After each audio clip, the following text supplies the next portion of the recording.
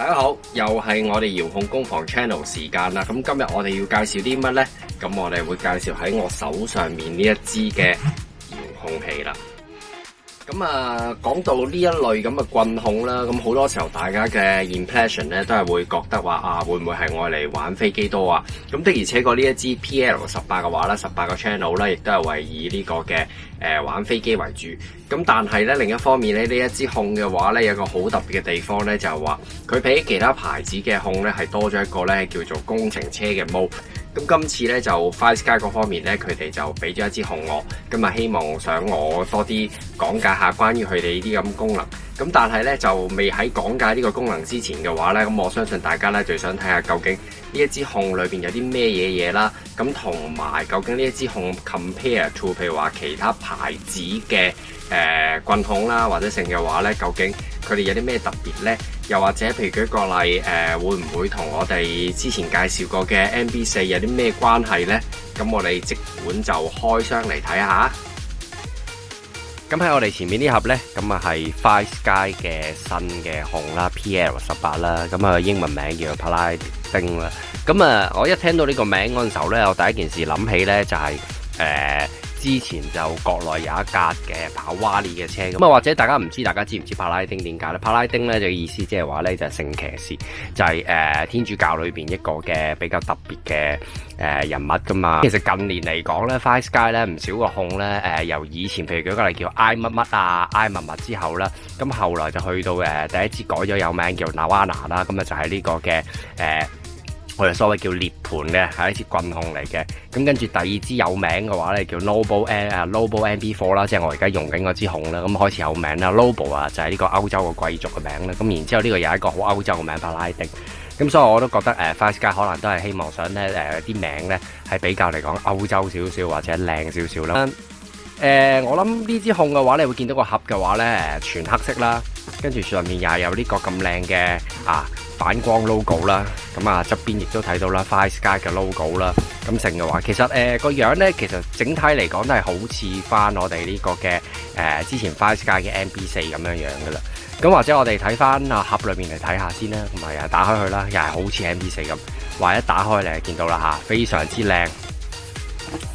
非常之靚嘅一個包裝或一個好靚嘅呢個創銀嘅 logo。咁睇開攞咗之後啦，咁我哋打開裏邊咧，咁就係我哋呢支嘅 FlySky 嘅控啦。咁你見到裏邊咧已經有齊晒呢啲咁樣嘅防止佢嗰個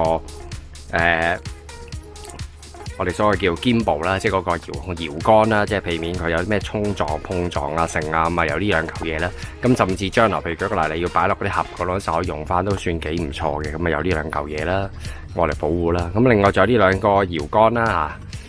switch 啦，嗰啲普通 switch 嘅成啦，咁都有呢個保護嘅，咁幾好嘅。咁支控就咁樣啦。咁除咗支控之外咧，你會見得到呢個有個打開個蓋，已經包埋俾你安裝咗上去。好啦，咁攞開咗支控之後咧，咁你會見到啦，有多兩個嘅 grip 啦。咁原裝嗰個比較薄身啲嘅。咁然之後裏邊有個盒仔啦，裏邊有啲咩咧？有一隻大接收線啦 cable 啦，包咗兩個 switch 啦，萬一你整爛咗啲 switch 嗰啲成嘅話，咁可以做啦。gimbal 上面嗰兩粒嘅手嗰兩粒枕嗰粒嘢啦，呢隻細接收，細接收好緊要啦。如果譬如舉個例，你係玩呢個嘅4軸機 FPV 無人機嘅話咧，咁基本上嚟講咧就個個都用細接收噶啦，咁包埋隻細接收俾你噶嘛，唔使等陣再去買彈弓。彈弓都有用㗎，彈弓嘅話，譬如舉個例，你裏面你嗰啲所有搖桿爛咗彈弓又好，又或者你想拆咗一邊換左右手油門嘅話咧，咁都要啲彈弓啦。咁最後就係說明書，咁你會見得到晒所有嘢啦。咁都係非常之簡單近似。咁說明書呢邊嚟講咧就有中文啦、英文啦其實都好似 MB4 差唔多噶啦，冇乜大分別。咁所以你會見得到佢跟嘅嘢都幾有用嘅。咁啊細接收啊貨無人機用啦，咁啊大接收嘅話開貨其他，譬如舉個例大格嗰啲飛機啊或者成，咁基本上嚟講又好似MB4咁，一翻嚟都係斤兩就接收，咁變咗嚟講咧就方便唔同人咧玩唔同嘅飛機。咁啊基本上呢個咧就係裏面盒裏面有嘅嘢嚟啦。咁啊你會見得到，咁啊擺翻落去嘅話，其實非常之靚仔嘅貴氣嘅。咁啊之後我哋睇下支控嘅 details 啦。好啦，咁啊呢支控啦，咁啊你會見得到啦呢個就係Fire Sky 嘅 PL18啦，帕拉丁啦，咁我叫做咁啊前後啦，咁你會見到成支控啦。咁啊佢有個唔同地方就係話我哋主流見到主流嗰啲控啦，譬如話好似佢攞一支呢個嘅呢個嘅JR 控 DX9，你會見到主流嘅控咧，通常個 screen 咧都會擺喺下邊嘅。Fire Sky 佢有個唔同嘅地方咧，就係擺上邊嘅。咁啊，會有少少唔同我哋嘅感覺啦。咁啊，主流嘅控嘅話，你會見得到咧，就係通常擺喺下邊啦，或者擺呢啲地方，或者剩啦，你會見到啲轉盤啦，又或者我攞另外一支嚟睇啦。咁啊，呢一支嘅 jumper 啦，咁啊都係擺喺側邊啦，呢啲位置啦。咁但係佢呢度就冇嘅，就相對嚟講咧，下邊咧就會比較簡潔啲。咁啊，你會感覺得到，如果揸起上嚟嗰陣時候咧，呢支控咧係會比起嚟講係揸得低少少嘅位置啦。譬如如果我揸呢支咁計咧，你會見到係揸得高少少，所以個 screen 嘅設計係有少少唔同嘅，同呢個主流嘅話，咁啊會有少少可能。如果譬如舉個例，你玩慣咗，譬如話其他牌子嘅主流嗰啲咁嘅其他嗰啲控嘅話咧，可能你會有少少要時間上面適應習慣嘅。咁啊，但係就我自己揸翻上手嚟講咧，亦都算叫幾舒服嘅。咁啊，但係我哋首先講翻嗰支控啦，咁你會見得到啦，佢其實都機身殼嚟講咧就塑膠嘅。就同呢個 PL10呢個 MB4 咧，我哋嗰啲嗰個槍控嚟講都好接近嘅。咁但係咧有啲位，譬如呢啲位置咁計咧，係一個好靚嘅鋁合金件啦CNC 件啦。咁或者後邊呢度咧會見到咧，都係有一啲鋁合金件啊。咁啊呢個 handle 成handle 嘅話咧，唔係主流嗰啲一支咁鐵嘅，佢係一個好靚嘅合金嚟嘅，鑄出嚟嘅金屬嘅形態嚟啦。咁啊〜你會見得到咧，嗱呢個位置咧同普通主流嘅亦都唔同嘅，佢嘅天線咧唔係一支突出嚟嘅，佢係一個咁樣嘅形狀咁樣走出嚟嘅啦。咁啊，另外譬如個模組嘅話咧，亦都唔係主流嗰種大隻嗰種嚟嘅，細隻嘅。咁你可以拆出嚟啦，可以換第二隻嘅落去。咁但係呢個情況咧，會你見得到咧係有少少唔同嘅。咁啊揸上手嘅話，你會覺得都幾特別嘅個感覺係會幾唔同嘅。咁啊側邊有轉盤啦就方便你揸嗰陣時候可以咁樣轉啦，我覺得就都幾 OK 嘅佢哋可以咁樣轉又得，或者用手指咁轉都得，兩邊都得。咁啊，成支控嘅感覺嚟講都算幾好嘅。咁啊，譬如話啦，見到啦 gimbal 啦，即係我哋所謂呢個嘅搖桿啦，成個搖桿都係金屬嘅非常之多金屬件咁啊，呢一個咧係佢原本跟俾我嘅 screen， 咁但係就可以拆走嘅。咁拆走咗就變咗咁樣樣，咁啊可以譬如舉個例，你話太陽曬唔太陽曬嘅話，你就裝落去啦。咁呢個整體嚟講，你會見得到。咁啊，至於嗰個揸上去嗰個厚薄感嚟講嘅話咧，呢PL18嚟講咧就揸上手係比較薄身少少嘅。咁但係就未至於揸上手係唔舒服嘅，即係始終嚟講個包裹感即係個包住嗰個感覺都係幾好嘅，幾唔錯嘅。咁啊〜所以整體嚟講，我會覺得佢都幾接近於似翻一支 MB4 嗰種咁樣嘅簡潔啦好簡潔嘅風格啦。咁啊唔會話太過好似譬如舉個例某某牌子我唔講邊個啦，即係專抄佢 JR 嗰個款咁樣，即係好複雜好多高高低低面咁成咁樣樣啦咁啊睇翻起上嚟講，你會覺得佢會比較嚟講簡潔啲啦，舒服啲啦又或者譬如舉個例，我哋又睇另外一支啦。呢支我哋又所謂叫做副他把風格咁副他把風格嘅控咁啊jumper啦。咁你會見得到佢嗰個設計上面嚟講咧，都幾唔同下嘅，有幾自己嘅風格。咁我自己個人嚟講，我都覺得幾中意嘅。咁又或者我哋試下講下裏邊嘅 software 有啲咩特別之處咧？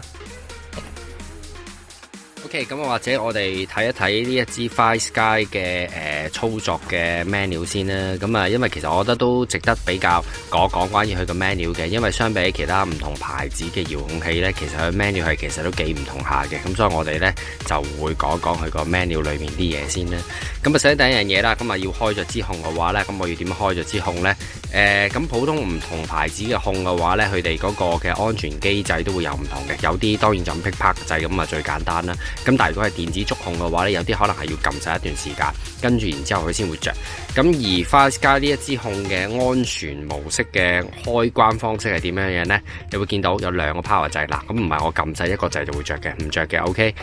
方法就係要我兩隻手指撳實，咁佢先會着嘅。咁佢避免咗呢，即係譬如話你唔小心開咗支控嘅情況㗎嘛，所以呢個好啦，咁你要聽到嘅第二樣嘢啦，咁就開咗之後呢，亦都係同樣道理啦，同唔同牌子控都會有呢樣嘅情況噶啦，都會話俾你聽，喂啲掣未拍翻好啊嚇，你見到啦嚇，通常話俾你聽啲掣唔係開關唔係最高位咁嘛，譬如先仲有邊個掣啊？係啦，撳咗呢個掣，撳咗呢個掣。咁啊，你會見得到咧，佢會話俾你聽咧，你有啲咩掣啊，係未撳完晒之後咧，佢先會入咗去入邊嗰個 screen 嘅。咁基本上就係咁樣樣，唔算話叫做太複雜或者咩成嘅。咁但係呢個點解要咁做咧？因為係確保你呢個遙控器咧係一個最安全嘅模式裏邊，即係你唔會一開咗支控，咁就會令到你飛機一飛衝天咁嘅情況。咁所以變咗嚟講咧，就一定有啲咁嘅模式。咁啊，基本上大部分牌子都會有啲咁嘅情況噶啦。咁呢個 screen 嘅話咧，你會見得到咧，一開就係咁樣樣啦，都算叫做我覺得叫幾清楚啦，睇到唔同嘅嘢啦，模擬時間啦咁成。咁我就特登 set 咗做中文啦，咁啊方便我自己一開始去研究先嘅。咁如果我要做一啲入去調整啊或者成嘅話，咁點做咧？咁其實就好似類似MB4咁。一撳掣，咁你就會見到咧，就入咗去個 screen 啦。個 screen 亦都係同我哋之前嘅MB4 都好類似，又係咁樣好多 icon 嘅形式。咁我會覺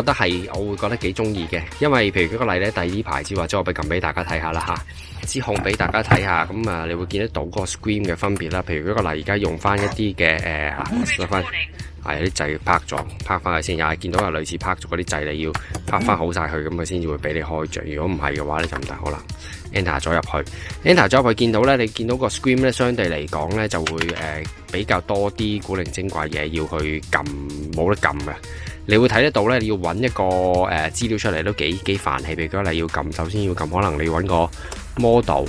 你要撳實 model，跟住先入去，咁入完去之後咧，跟住然之後轉咁成你要揀個 menu，你要撳 page，咁。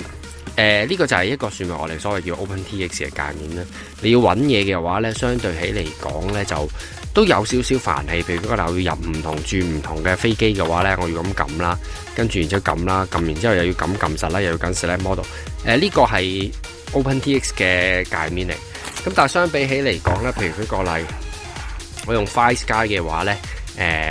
着翻佢啦，咁啊喐佢好着啦。我哋着翻去之後呢，我要撳嘅話呢。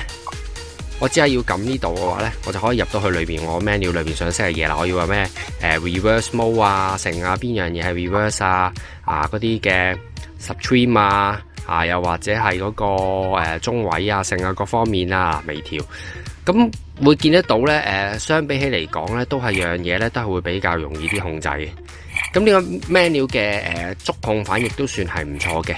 咁啊，初初我用試嗰陣時候咧，就落咗塊佢本身有一個 protect 嘅一塊紙咧，就會差少少。但係如果搣咗之後咧，你會發覺咧，唔會有亂撳唔少咁撳錯嘅地方咧，會唔會有咧？會比較少啲。咁你會見到都幾容易做嘅。咁譬如舉個例，就算要揀 model 或者揀成嘅話咧，我只係你撳呢度，咁我就可以揀 model 1、model 2、model 3。咁其實成個界面啊或者個成嘅話咧，其實同我玩開嘅棍控嘅 MB4 咧係非常之近似嘅，接近係差唔多係。即係如果你識用嗰支控嘅話，就識用呢個咁樣嘅設定噶啦。咁所以我會覺得喺呢個位置上面，我會覺得幾容易咁樣成白。譬如甚至舉個例啦，我而家教咗一個四軸機飛行嘅形態啊成啊，咁都會有得 set。咁當然啦，飛機嗰啲咁嘅嘢唔係我在行嘅嘢，咁啊我在行嘅嘢咧就係比較車方面嘅嘢。咁當然，如果呢支控嘅話，如果用喺車上面咁又點咧？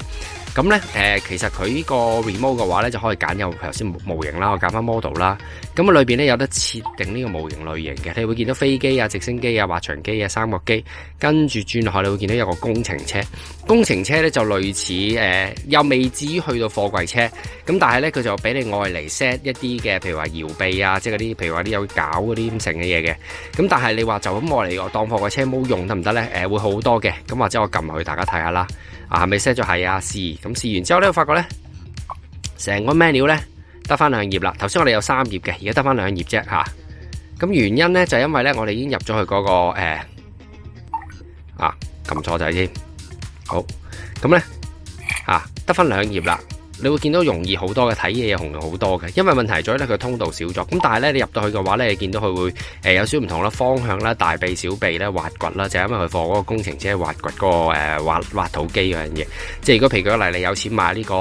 雷速嗰個咁樣嘅挖泥機嘅話咧，咁佢成個毛嘅話咧就非常之近似。咁但係另一方面，如果譬如話你話玩貨櫃車嘅話咧，我亦都可以用呢個毛嚟幫我手嘅。只不過可能你就唔好用佢啲咁嘅方向啊，呢啲咁嘅臂咁嚟成啦，可能就咁用通道1、通道2咁嚟做，咁可能就會好啲。咁變咗嚟講咧，佢呢啲咁嘅嘢咧都係有得 set 嘅。你會見到係叫做幾方便嘅，即係相比起其他牌子，如果我真係譬如話用 OpenTX 嘅控嘅話咧，我要 set 嘅話咧，其實係煩氣好多嘅。咁啊呢個會容易得多。咁但係咧，譬如話你 set 咗呢個之後咧，你就冇得 set。譬如話你兩邊咧左右邊個係油門啊，邊個剩咧就冇得 set 啦，因為佢已經 preset 咗俾你。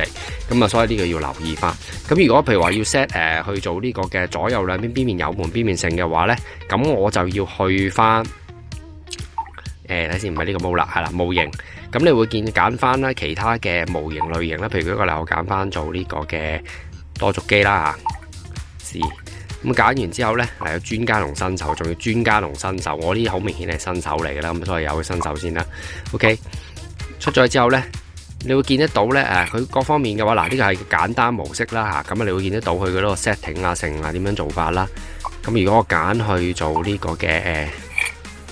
係啦，系統設唔係呢個系統設定油門模式 ，sorry， 搖桿模式 ，sorry 啦。咁你就會見得到咧，佢裏邊有呢個咧4個啦你中意邊一個你中意校邊個油門啊？譬如話油門係左邊啦、右邊下啦，見到左邊油門啦定右邊油門，即係話你其實咧嚟講咧，你左右兩邊咧，你改咗條彈弓之餘咧，你可以中意 set 呢邊做油門或者呢邊做油門都冇問題。咁但係如果譬如舉個例，你 set 咗嗰個係去做呢個嘅工程車模式嘅話咧，佢 preset 咗咧就係可能係其中一邊就係油門嚟㗎啦。咁呢個你就可能大家要留意翻。咁所以呢個咧要留意嘅地方就係咁樣樣。咁我自己會覺得嚟講咧，咁樣做法嘅話咧，變咗嚟講，譬如話我買呢支控嘅用嗰陣時候咧，我唔係諗住一開始就話玩飛機嘅，我係諗住因為呢支控靚啦、好玩啦，咁所以我先用嘅話咧，就可以好用根據住我自己嘅模式咁去 set 啦。咁啊或者嗱，你見到大家可以睇得到嗰個 FireSky 咁樣做法啦，或者我試下 OpenTX 俾大家睇下。如果要做同一樣嘢咁點算？OpenTX 嘅話咧，如果要做嘅話咧，我要撳實呢個就係跟住，然之後咧，我要揀 Model Select，好啦，轉，跟住啦，好啦，跟住你見到呢度之後咧，要再撳實佢，跟住先至 Select Model，譬如我要揀呢邊啦，定係揀嗰邊？好啦，我要揀呢個，咁你先揀啦，好啦，入咗去，跟住然之後佢會 reset 晒所有嘢嘅喎 ，OK， 跟住然之後咧，咁你又要再入去，咁你先入咗去，先至係再做 setting。相比起嚟講呢個難度性係會比較高啲嘅。我要揀第二隻嘅話，要揀過去啦。咁跟住再撳殺，再 select model，OK。跟住又或者我要 set 開一個新嘅 model 嘅話咧，咁我要咁撳啊嘛。咁啊又撳晒去，咁跟住然之後 create model duplicate 咁成，即係你會覺得個難度性係會比較麻煩少少。你入到去 menu 嘅話咧即係我要入去呢個 menu。入 menu 嘅話咧我要 page。如果你唔熟悉呢啲掣嘅嘢性嘅話咧，即係譬如舉個例，邊個係屬於調控啊，邊個係性嘅話咧，你會覺得係比較複雜好多。咁相比起嚟講咧 ，FireSky 咧佢個控嗰個 menu 啊性啊係會直觀好多，令到好多譬如舉個例新手你真係想玩呢個嘅飛機啊，又或者嗰個貨櫃車嘅話咧，就好快咁已經認識得到裡面嘅操控性，又或者點樣調控。咁我覺得喺呢個咁嘅界面或者成咧，對於一啲玩飛機你想好簡單直接去操控支控嘅人嘅話咧，我覺得呢個界面咧係贏晒㗎啦，差唔多已經差唔多贏9條街咁滯。咁當然你話俾我聽，話會唔會其實你 OpenDisk 裏邊有好多微細嘢調整啊，或者剩嘅話咁啊佢做唔到啊成啊，我相信就應該未必會有呢個情況，因為真係基本上你揀咩飛機揀咩剩都得。如果譬如舉個例，我試一次，我再試多次俾大家睇下嗱，呢個咁樣你要 create 一樣嘢出嚟會點樣先 return 出嚟先。好啦，揀入去，跟住然之後咧就 model select， 跟住然之後咧撳實佢，跟住然之後咧我要 create 一個嘅 model。create model 之後咧，你要咩啊？邊樣啊？飛機啊，定係話長機啦？冇四軸機嘅。咁四軸機嘅話咧，你係要自己去諗嘅。如果唔係嘅話咧，差唔多你唔上網睇 video 嘅話咧，你係唔會識得 set 嘅。但係 FireSky 嘅話咧，呢個 menu 嘅話咧，我覺得係基本上係唔需要你太過去諗呢啲問題咧。基本上嚟講，你揀咩機就咩機，揀完之後咧，你先裏邊慢慢 set 啊，邊個通道係副翼啊、咩升降啊、油門啊、剩啊。即係呢啲係會方便你去做設定好多，尤其是一啲新手嚟講，佢真係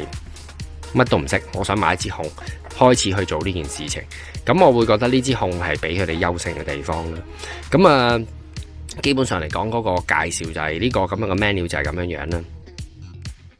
咁大家睇完個開箱之後啦，咁我哋或者睇一睇支控啦。咁呢一支嘅 PL18嘅話咧，大家如果咁睇翻喺個上邊個外觀嚟講咧，佢同呢個一般嘅牌子嘅棍控咧有少少都幾大嘅分別嘅。咁咧呢支我手上面另外呢一支啦Jumper 嘅 T16啦，你會見到咧個 screen 咧通常咧就擺喺下邊嘅。無論係 FreeSky 又好啊，又或者 Spectrum 又好啊，又或者 Jumper 啊、Futaba 啊等等嘅話咧，基本上個 screen 都係擺喺下邊嘅。咁而 FireSky 呢一支控嘅話咧，佢最唔同嘅地方咧就擺上邊嘅。佢呢個 screen 咧係一個 touch screen 嘅形式嚟嘅。咁而呢一支咁樣嘅普通嘅控嘅話咧，通常呢啲嘅話咧都係用一啲咁樣轉盤啊，或者用掣嚟撳咧嘅形式嚟控制嘅，就又唔係 touch screen 嘅。咁所以佢哋個 screen 嘅擺位咧會有少少唔同，可能亦都關係到一個操控嘅關係，所以佢哋變咗嚟講咧，兩隻擺位係有啲唔同啦。咁而 FireSky 亦都係因為佢用咗呢個 touch screen 嘅形式嚟去操控大部分嘅功能啦。咁你會見得到咧，佢哋上邊嚟講咧嘅掣咧會比較簡潔啲啦，會少好多唔同嘅按鈕啊，成咁樣啦。而相比起嚟講咧，佢哋會多少少，因為始終嚟講佢係要靠啲掣先可以控制到佢裏邊個 menu 啊嘅功能咁剩。咁呢個就會比較大啲嘅分別啦。咁而另一個比較特別啲，會覺得睇落去會同其他牌子控有啲唔同嘅地方，就係話你會見得到咧，佢係成支控嘅話咧，好似係冇一個天線喺度嘅喎。譬如舉個例，我呢支嘅 Jumper 嘅話咧，一係咧就擺喺嗰個頂嗰度會有天線啦，又或者如果譬如你要擺模組嘅話咧，會擺喺後邊啦咁啊。咁呢個係一個 Phototype 模組嚟嘅，因為我已經係換咗內置天線，咁突咗個窿，咁所以塞咗個 Phototype 落去，咁所以有個咁白色啫。咁但係你會見得到咧，通常都會有條天線突咗出嚟嘅。咁但係而 FireSky 呢一支控嘅話咧，你會見到咧，佢係冇天線可言嘅。咁但係其實係咪冇天線咧？就唔係真係冇天線嘅。佢天線咧係內藏咗喺呢嚿嘅位置裏邊。咁如果譬如舉個例咧，你話發射接收嘅話咧，佢有個唔同嘅地方就係話啦，嗱，譬如好似呢支咁咧，通常就係單天線啦。咁但係而家好多時候咧都會有啲所謂叫雙天線嘅。咁啊裏邊其實係呢度係一個天線啦，跟住左右兩邊亦都有個天線嘅功能。咁所以變咗嚟講咧，佢嗰個接收啊發射嘅話咧，亦都唔會話因為我冇咗支天線就會爭好遠啦，咁啊唔會有嗰個問題啦。而另一個會比較特別見到咧，就係個 module 啦，咁佢係用一細 module 嘅，咁啊相比普通主流啊，譬如用呢個大 module，亦都有少少唔同啦。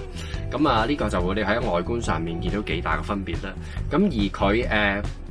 幾細心嘅，譬如話你買翻嚟嗰陣候會見得到咧，佢呢啲咁掣咧，全部已經係裝晒有啲橡膠嘅形式套住啦嚇，會嘅幾舒服啦。咁啊控咧設計嚟講咧，亦都係比較薄身啲啦。咁因為薄身啲，咁我手比較大啲，咁所以咧我通常嚟講咧，我自己都會用一個比較大啲嘅 grip 所以度換咗落去嘅啦。咁但係要留意翻啦，呢個大嘅 grip 嘅話咧，有一個問題就係話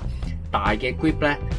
會有機會咧。你換嗰陣時候咧，如果你換得唔好咧，會扯爛佢嘅。咁所以你換呢個 grip 嗰陣時候咧，記得大家要小心啲啦嚇，即係掹嗰陣時候要小心啲。咁所以換咗大 grip 之後咧，我自己手揸落去，譬如舉個例，我用翻一啲普通主流嘅呢啲，譬如話咁樣嘅揸嘅 factor 嘅手勢嘅話咧，咁其實都 OK 嘅，即係亦都唔會話因為佢本身嚟講個設計比較薄身啲咧而唔好揸。咁啊掣咧各方面咧，咁其實亦都係幾好嘅。咁啊佢有啲譬如舉個例，你會見到啦，譬如話要插 USB 啊，插呢個叫我哋所謂叫 trainer 啊，又或者插一個呢個藍牙 module 啦。藍牙 module 嘅話咧就可以 connect 手提電話啦。咁啊同呢個FireSky 另一支嘅槍控啦 MB4 咧一樣啦，可以又做啲咁嘅嘢性啦嚇，可以睇翻啦唔同嘅掣啦嚇，呢度見到唔同嘅插鈕啦。咁啊跟住後邊嘅話咧，左右兩邊呢兩個窿我嚟做咩咧？就我嚟調整嗰個 gimbal 啦，即係我哋所謂搖桿嗰裏邊嗰個嘅彈性啊或者性啦。咁但係如果譬如舉個例你要換左手右手嘅話咧，始終嚟講咧都係要用呢個嘅開咗成個殼嚟去換裏邊條彈弓先做到嘅。咁啊你會見得到呢扎嘢都係咁嘅。咁啊有一個比較特別嘅地方咧，會見到呢個後邊咧係冇呢個嘅電池蓋嘅。譬如舉個例我要換電嘅話咧，譬如通常我有呢咁嘅電池蓋，咁我可以拆出嚟換電啦嚇。咁但係咧佢係冇電池蓋嘅，咁佢就係要你係用一個內置咗嘅電池喺入邊。咁所以譬如舉個例要換電或者成可能要成支空拆開咁嚟做。咁如果譬如話至於話插電嘅話咧，咁亦都係啦 USB 啦。用翻呢個 USB 咁掹翻開，咁篤住咁我嚟插 USB 咁啊充電啦。咁啊插咗之後，亦都可以愛嚟做一個嘅我哋所謂叫做一個駁電腦啦，玩 VRC 啦，或者過類，或者做一個嘅 simulation 嗰陣時候用啦。咁亦都冇乜太大嘅問題啦。咁啊好啦，頭先講到話冇得換電啦，冇得換電嘅問題，咁要插嗰嚿嘢啦。咁其實咧佢後邊咁平坦坦咧，其實就仲有一個作用嘅。就係其實咧，你可以買到咧，佢有一個咧無線嘅充電器。咁呢個無線充電器咧係插 USB 嘅嚇，你見到佢冇電線啫，唔係真係冇電線嘅，係要插條 USB 線落去睇先係啦，後邊呢度，跟住後邊呢度，咁咧插咗落去之後咧，咁就可以咧就將呢部機咧就擺喺呢度後邊啦，咁啊擺喺度啦，咁晾住佢啦，咁咧就可以幫佢就做一個無線嘅充電功能。咁啊，叫做幾個人嘅，啱啱好啊，卡得非常之靚啊，唔會周圍走啊，卡得好實淨嘅，卡住咗之後好穩陣嘅。咁個好處就係話啦，譬如話你玩完支控嘅話咧，咁你只係擺喺嗰度啦，咁你就可以充電啦。咁啊呢個功能我咧其實都幾好嘅。咁我自己試過啦，揾呢個嘅有一啲無線嘅充電機啦，就 Holter 嘅 D6 Pro 啦，就試過擺上去睇下可唔可以充電。咁啊我發覺擺上去之後咧都會充到少少電嘅。咁但係咧就嗰陣陣間咧佢就會又唔喐翻。咁所以我覺得咧就應該唔算好匹配到啦。咁啊當然啦，用翻佢最原裝個 module 最好。咁啊但係以我嚟講，以我知道嚟講咧，暫時嚟講咧，如果你買呢支控嗰陣時候咧，你係冇揀到有無線充電嘅 package 咧，佢就係冇跟嘅。咁所以咧買嗰陣時候咧，記得要揀翻有無線充電嘅 package。不過以我所知咧，佢哋遲啲亦都會單獨出嗰個無線嗰個充電嗰嚿咗嘅。咁啊，即係大家如果有興趣，可能想買賣嘅話咧，咁啊大家要留意啦。咁啊，但係我又想問翻啦，即係 FireSky 嘅話幾時會出翻俾呢個 MB4 有一個無線module咧？因為我自己用緊 MB4 噶嘛，MB4咁有個無線我都覺得好方便，咁所以希望佢哋會出翻呢嚿咁樣嘅無線module啦。咁啊，繼續講翻支控啦。咁啊，你會見到其實啲掣啊各方面啊，其實都好金屬，好靚仔嘅。譬如啲掣咧都係上嘅金屬啦。咁啊，相比其他牌子嘅話咧，用塑膠嘅話咧，咁佢啊做得靚好多嘅，會 detail 做得好多。咁可能大家會記得啦。如果譬如舉個例FireSky 嘅 MB4 嘅話咧，成支槍咧嗰啲遙控器咧，除咗個身係塑膠之外咧，我成個個 screen 都係會係用一個鋁合金啦。咁佢呢個地方佢哋都用咗唔少鋁合金，譬如呢個面啦，呢個位置係用咗鋁合金嚟做啦。又或者後邊呢個位亦都鋁合金啦，但係支控本身嚟講咧，成個 body 咧仍然都係個塑膠，但係就我會話佢塑膠做嘅結構啊各方面嘅話咧，都做得非常之靚，好 detail 咁啊，絕對唔會覺得佢同以前譬如初嘅 FireSky 嘅控咧嘅感覺咧係，我會覺得係完全都係兩個層次。我諗佢自從呢個MB4 出咗之後咧，基本上佢出嘅控咧都出得越嚟越靚同埋越嚟越精美嘅，咁所以已經係唔同咗佢哋以前FireSky 嗰個形象啦，所以係幾大分別嘅。咁呢支控，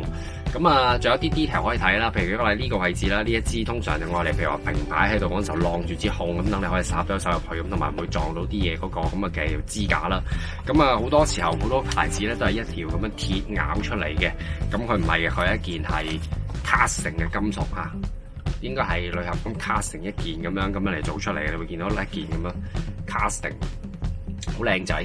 咁所以變咗嚟講咧，都係幾好嘅。咁啊，另外仲有啲咁鈕啦，呢啲咁啊都係可以咩換啦。咁不過我自己試過換過，就普遍主流嗰啲咧，就可能有機會，可能我眼唔係好啱。咁可能你要就翻睇下，要去配啦，特別配。因為我試過 JR 啊或者 Futaba 嗰啲咧，就咁扭落去咧，佢都 size 唔係好啱，所以可能要再研究下究竟配啲乜嘢牌子落去先得。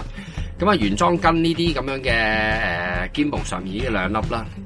呢兩粒嘅搖桿上面呢兩個嘅控制嗰個桿啦，咁係有紅色跟埋俾我嘅，咁啊有兩隻顏色啦。咁譬如舉個例，你唔中意黑色嘅話，可以換做紅色都得啦。咁所以變咗嚟講咧，其實佢原身跟嘅話咧，都幾多嘢已經可以俾你去改。咁啊網上面亦都有好多嘅貼紙已經有得 download 啊，咁啊跟住然之後你可以 print 出嚟啊，又或者你可以去買啊貼紙都有。咁啊所以嚟講，佢嗰個改裝性，我會覺得外觀改裝性都幾高下嘅。我自己揸上手嘅話咧，亦都覺得幾好嘅。咁當然即係你話，譬如話呢支控嘅話，設計外觀上面有冇一啲我覺得未算係做得最好嘅地方咧？咁因為本身嚟講，我哋自己都有做遙控器嘅設計嘅話咧，即係嗰個感覺就係會話呢一支控咧，如果譬如舉個例，我真係用一個譬如舉個例，我哋而家所謂叫咁樣攞嘅方式嚟揸支控啦嘅話咧，因為啲手指咧會攝喺呢啲位置嘅。我哋啲手指通常都會攝喺呢啲位置嘅。咁啊，譬如話以我自己嘅手嚟講啦嚇，咁你攝落去嘅話咧，其實你會覺得咧就比較嚟講咧就都卡得都攝住兩邊手指肉嘅啦，會見到手指肉兩邊都攝實晒嘅啦。咁變咗嚟講唔算好好啦，因為本身嚟講，譬如我用咁支控揸住嘅話咧，咁我啲手指咁攝咗喺度嘅話咧，咁剩嘅話咧，我喐嘅話咧就好容易，因為我啲手指喐動嘅話咧就拍到上面啲掣。咁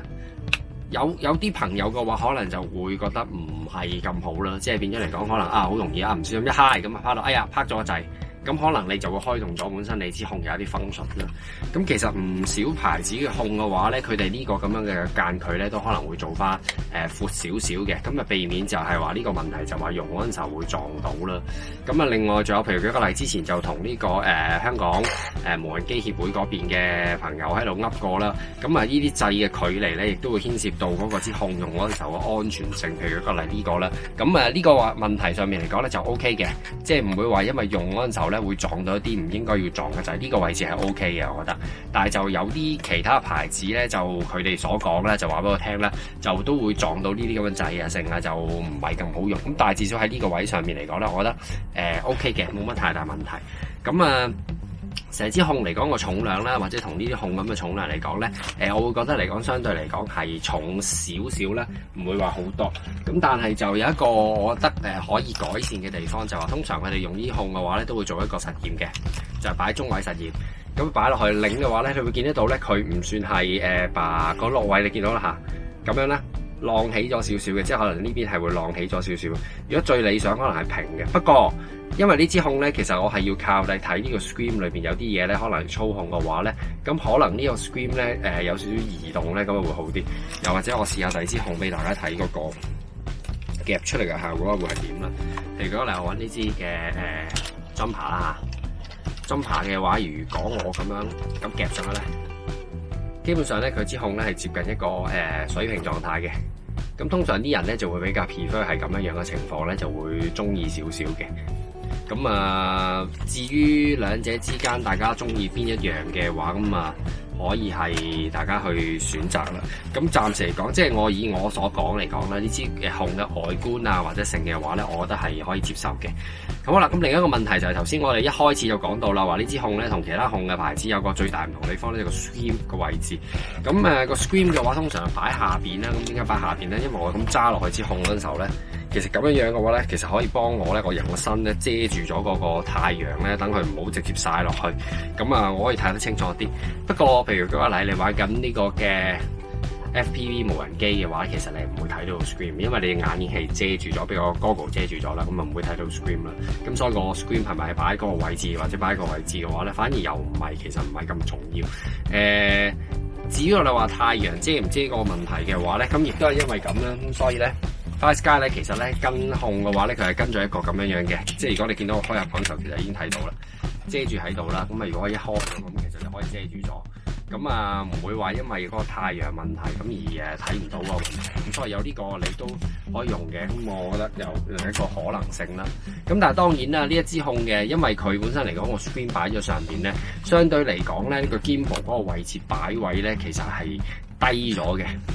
即係相對嚟講，你嘅手擺個位置咧，其實嗰個位置咧，其實係低咗少少。相比起，譬如舉個例，我呢一個咁攞呢啲咁計咧，咁咧其實你會隻手指嘅話，譬如你見到我呢兩隻手指嘅話咧，其實個距離咧係會近少少嘅。大家可以睇到，可能係會近少少嘅。咁但係呢支咧就會係遠少少嘅。咁啊，可能玩嗰陣時候咧，大家就可能手指上面咧，可能有多少少嘅要去調整啊，同埋習慣啦。咁啊，呢個要留意翻啦嚇，因為始終嚟講咧，手指嗰個感覺嘅話咧，即係我哋玩呢啲遙控器咧，就真係好講求一個人體工學嘅感覺咯。即係如果譬如舉個例，你人體工學做得唔好嘅話咧，大家就會覺得話支控冇用喎咁成咁就會唔用。咁啊，所以呢個亦都要留意。不過我覺得佢唔係一個好嚴重嘅問題嚟嘅，又或者一個唔可以用嘅問題嚟嘅。只不過純粹係個人習慣，可能你要做少少調整嘅手勢咁樣摸先至咁樣啊。相比嚟講個距離會遠少少，因為呢個 gimbal 位置係向，因為 screen 嘅問題而撳低咗少少嘅。咁亦都同樣道理咧，亦都係因為咁嘅話咧，你會見到咧兩者之間咧見唔見到個 gimbal 嘅位置如果咁睇嘅話咧，你會見到咧咁樣擺法咧，你就見到喺個中間位置其實係有幾唔同嘅。咁所以呢個亦都要我諗係要多少少留意翻嘅地方嚟嘅。咁啊，基本上呢個咧就係我自己操作落去手感上邊感覺到嘅嘢。OK， 咁啊就整體而言啦，咁啊大家睇咗個 software 之後啦，咁其實呢一支控本身嚟講俾我嘅感覺咧，都係叫做幾方便易用啦。相比起其他而家市面上面嚟講，其他牌子啊或者 Fishguy 啊或者 Jumper 嚟講，我會覺得喺呢啲位上面咧，佢係都會比較做得更加容易去令大家去用呢支控嘅情況嘅。咁啊，至於可能大家最關心就係另一個問題，就係關於佢嗰個接收問題啦。咁佢本身嚟講咧，呢支控嘅話咧就會跟咗兩隻接收嘅。咁一隻咧就係比較大啲嘅接收嚟嘅，咁另外一隻咧就會比較好細隻、好tiny 嘅接收咧。嗰兩隻接收嘅話咧，基本上就係 for 飛機用嘅。細嗰隻尤其是細嗰隻咧，可能係4軸機啊，咁你玩啲好細80cm 嗰啲咁嘅80mm 80mm 嗰啲咁嘅 size 機嘅話咧，咁用好細隻嘅接收，咁但係就未必係啱車仔用嘅。咁但係唔好太擔心。咁因為點解咧？因為本身嚟講，佢呢支控嘅話咧，同呢個 MB4 一樣咧，就係行緊呢個嘅第4代嘅Fishguy嘅接收嘅操控嘅協議嚟嘅。咁變咗嚟講咧，佢本身咧就可以用得到，其實係可以用到 MB4 本身跟嘅，譬如話 FGR4 系列嘅接收嘅，或者 FGR4S 嘅話咧，佢都用得到嘅。咁我問過 Fishguy 嗰方面，其實係對應得到嘅，雖然佢網頁冇特別寫到，咁但係實際上嚟講，其實佢係對應得到嘅。咁所以變咗嚟講，呢支控嘅話，如果譬如舉個例，你話真係要做一啲譬如舉個例，你玩車嗰陣時候，你唔想買用佢嗰隻兩隻天線嘅接收嘅話咧，咁你就可以買翻MB4 用嘅 FGR4S 或者嘅接收嚟用，好細隻來自天線嘅話咧，咁就可以用得到，照樣對應得到。咁啊，呢個係會方便得到好多嘅嘢。咁啊，至於另一個問題就係話佢本身嚟講呢支控嘅話咧，咁你會見得到咧，佢嘅 module 咧就比較細啲咧，就係擺呢個位置啦。咁如果舉個例，我真係要換其他 module 嘅話咧，就要拆咗呢個 module 出嚟啦。咁可能譬如如果要用大 module嘅話咧，就可能要裝一個大 module 落去啦，咁就會有少少唔同嘅，同普通譬如話 Jumper 嗰啲咁計啦，後邊好大隻咁一掹咗去，咁可以換個 Crossfire 落去就比較方便啲。咁但係佢就唔得嘅，就要再買另一個座上去，你先可以安得到。咁啊，除咗呢隻叫 FRM301 之外咧，另外佢仲有一隻叫做 FRM302 咧，咁佢同佢最大分別就係話個接收距離嘅。咁譬如舉個例，你買咗呢個遙控器，你想玩一啲譬如舉個例航拍嘅，要飛得好遠嘅，咁咧就換咗一個 FRM302嘅話咧，咁佢就有最遠嘅話咧，去到35公里嘅距離。咁當然啦，玩車我哋比會玩得到嘅，咁但係可能你玩飛機會有機會可能用得到啦。咁呢個就兩者唔同嘅分別嚟嘅。咁譬如話你真係玩飛機要飛咁遠嘅話咧，咁可能你就會選擇一個另一個 module 落去啦。咁但係嗰個 module 嘅話咧，可能就會另外再外加一啲電落去。咁啊，當然啦，另一個比較大家可能關心嘅問題就係話，究竟話呢支控嘅話咧，佢本身嚟講嗰個用電量高唔高咧？其實我諗飛機控嘅話咧，而家主流牌子嚟講咧，好多時候咧都未必會用彩色芒，扶他把可能會用彩色芒啦嚇。咁但係咧比較，譬如舉個例，你見到主流嘅 Free Sky 啊或者成嘅話咧，佢哋未必會用彩色芒，原因係因為驚住支控咧耗電量太高咧，咁跟住好快就冇電嘅話咧，唔夠一日就玩完嘅話咧，咁就可能會驚。甚至舉個例，支控啲電唔夠，咁突然之間，譬如舉個例，發射電唔夠啊成啊，咁啊變咗嚟講咧，嗰個控令到個飛機失控嘅話咧，咁就好大件事噶嘛。咁所以變咗嚟講咧，一用到彩色芒嘅話咧，驚個耗電大咧，所以好多時候都唔會用彩色芒。咁呢個亦都係彩色芒嚟嘅喎，雖然你見到佢唔算好多顏色，但係其實佢都係彩色芒嚟嚇。呢個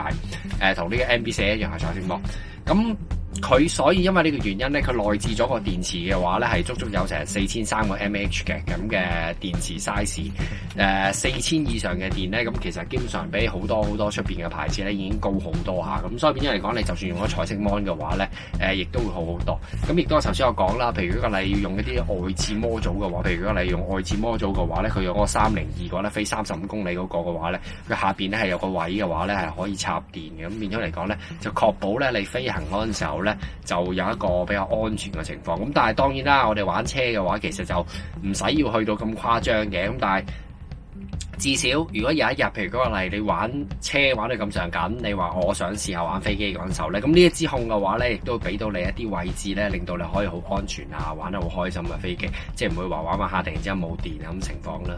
咁所以呢個基本上嚟講，佢都有好多心思或者考慮喺入邊擺咗入去嘅啦嘛。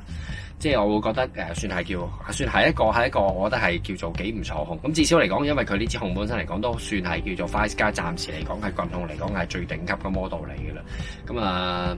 基本上就係咁樣先啦。咁我哋下一個 video 嘅話咧，今次我就主要係做一個開箱先啦。咁下一個 video 嘅話咧，我就會試用呢一支控，咁喺一啲遙控車上面啦，或者喺貨櫃車上面啦，又或者係一啲船上面啦嘅試用啦，睇下佢嘅試用出嚟嘅感覺，比起我哋其他牌子嘅控啊，又或者比起用棍控嘅話咧，或者用槍控嘅話咧，有啲咩分別咧？咁大家密切留意我哋下一個 video 介紹咯。咁我哋今日嘅介紹係咁多先啦。咁下次見啦，拜拜。